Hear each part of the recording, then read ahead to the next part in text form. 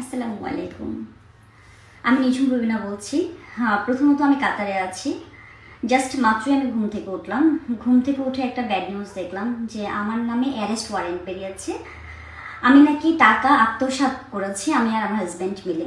প্রথমত যে মহিলাটা মামলা করেছে, মহিলার নাম হচ্ছে সুরভি বেগম। আমি কোনো দিনও তাকে দেখেছি কিনা, ইভেন আমার কোনোদিন তার সাথে ফোন আলাপ হয়েছে কিংবা কোনো দিনও, প্লিজ আপনাদের কাছে, আমার সাংবাদিক ভাইদের কাছে এটা একটা রিকোয়েস্ট যে এতটুকু ডকুমেন্টস দেওয়ার জন্য, সে যে আমার নামে মামলা করেছে, যে আমি তার সাথে কোনোভাবে কানেক্ট ছিলাম কিনা। আর প্রথমত আমার হাজব্যান্ডের সাথে তার অনেক পুরনো নাকি পরিচয়, সেগুলো আমি জানতামও না। আর হচ্ছে তার কাছ থেকে 12,50,000 টাকা সে প্রথমত ধার নিয়েছিল একটা বিজনেসে, আমাদের যাই হোক একটু লস হয়েছিল, তার কাছ থেকে ধার নিয়েছিল। ধার নেওয়ার পরে যাই হোক টাকাটা হয়তো টাইমে দিতে পারেনি, তখন সেটা একটা স্ট্যাম্প করে সুদের উপরে টাকা দিয়েছিল 44,000 টাকা করে পার মান্থ, মানে 12.5 লাখ টাকা 44,000 টাকা করে পার মান্থের জন্য টাকা নিয়েছে। তাহলে বোঝেন কি পরিমাণ সুদ এটা। যাই হোক কিছু বলার নেই। আমি এগুলো কিছুই জানি না। আমি জেনেছি যে লাস্ট নভেম্বরে যখন আমার হাজব্যান্ড কাতারে আসে, তখন মহিলা আমাকে কল দিয়ে আমাকে বললো যে রাহুল নাকি তার কাছ থেকে টাকা নিয়েছে। তারপর তাকে না বলে সে কাতারে আসছে। যখন মহিলা আমাকে ফোন দিয়েছে, হবে একটা মহিলা আমাকে যখন ফোন করবে আমার মাথা মুথা গরম হবে। আমিও তার সাথে খুব রাগারাগি করেছি যে আমি এসব কিছুই জানি না, সে আমাকে কেন ফোন করবে। সবকিছু মিলে যাই হোক পরে মহিলা কি করেছে, আমার বাসায় আমার সন্তান নিচে আসছে, এসে খুব সিনক্রেট করছে, আমাকে নিচে নামতে বলেছে। আমি আমার ম্যানেজারকে বলছি যে মহিলা যেহেতু রাহুলের কাছে টাকা পাবে, রাহুলের সাথে বুঝতে বলেন, রাহুল আসবে, দেশে আসার পর রাহুলের সাথে বুঝতে বলেন।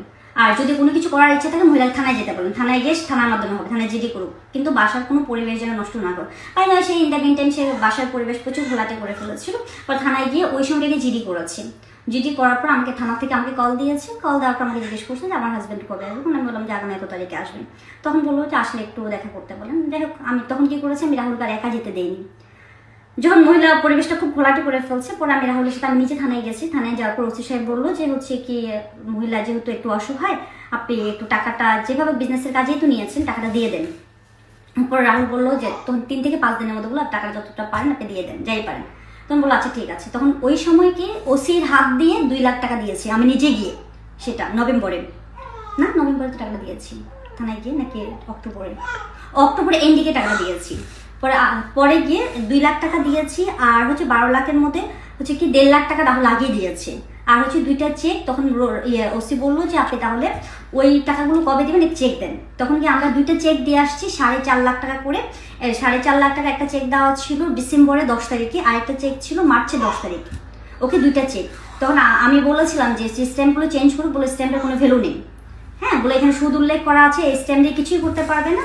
আপনি স্ট্যাম্প বাদ দিয়ে আপনি 2টা চেকে আপনি আগামী মাসে টাকা দেন। আপনি ডিসেম্বরে 4.5 লাখ টাকা দেন, মার্চে 4.5 লাখ দেন, তাহলে ঝামেলা শেষ। Okay fine.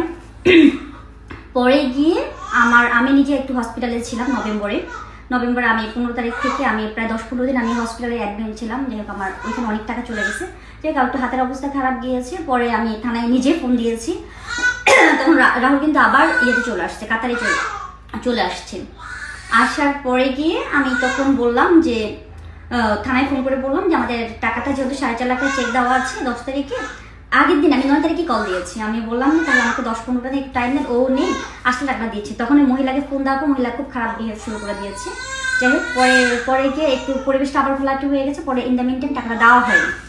পরে গিয়ে আমরা তো চলে আসছি, আমি কিন্তু এখন কাতারে আছি। আর তখন আমি আসছি জানুয়ারি 7 তারিখে আমরা ফ্যামিলি নিয়ে কাতারে চলে এসেছি। পরে গিয়ে টাকাটা যখন দিতে চেয়েছি, পরে আবার আমরা আমাদের লোক দিয়ে বসে টাকা দিতে চেয়েছি যে 4.5 লাখ টাকা চেকটা যেহেতু হয়ে গেছে। ও ইন দ্য মিন টাইম সে কি করছে, একটা চেক ব্যাংকে গিয়ে ডিজনার করেছে। ওকে, তাহলে একটা চেক তো আমার দিতেই হবে 4.5 লাখ টাকা। পরে দেওয়ার জন্য অনেকভাবে চেষ্টা করেছি। পরে সে কি করেছে, টাকাটা সে কোনোভাবেই সে বসতে চায়নি, টাকাটা নিবে না নেওয়ার জন্য সে কি করেছে, সে ওই তার কাছে যে 12.5 লাখ টাকা যে স্ট্যাম্প, সেটার উপর সে মামলা করেছে। লাস্ট মেবি সে স্ট্যাম্পে মামলা করে বসে আছে। প্রথমত আমরা টাকা এখনো দিতে চাচ্ছি, সে টাকা পাবে 9 লাখ টাকা, অথচ সে স্ট্যাম্পে 12.5 লাখ টাকা দাবি করে নিয়ে বসে আছে। 12.5 প্লাস 9, সে ফুল টাকাটাই চাচ্ছে, যার জন্য আমরা টাকাটা এখন পর্যন্ত তার হাতে পৌঁছতে পারছি না। টাকাটা আমরা এখনো দিতে রাজি, সে নিবে, সে স্ট্যাম্প দিবে না। আমি হিরোইন বলে সে অল টাইম রাহুলকে শুধু ব্ল্যাকমেল করে যাচ্ছে যে সে সংবাদ সম্মেলন করবে, সে মানে অল টাইম বলে সে নিউজ করবে, সংবাদ সম্মেলন করবে, যেটা হচ্ছে আমার সম্মানহানি করার জন্য, যেটা অলরেডি সে আজকে করেছে। সে গেনার। হ্যাঁ, অথচ এই মহিলা কতটা খারাপ আপনার থানায় গেলে আপনারা বুঝতে পারবেন যে মহিলা মানে থানাতে গিয়েও কি করে আসছে। আর এই যে টাকার লেনদেনটা কিন্তু আমরা থানায় করেছি।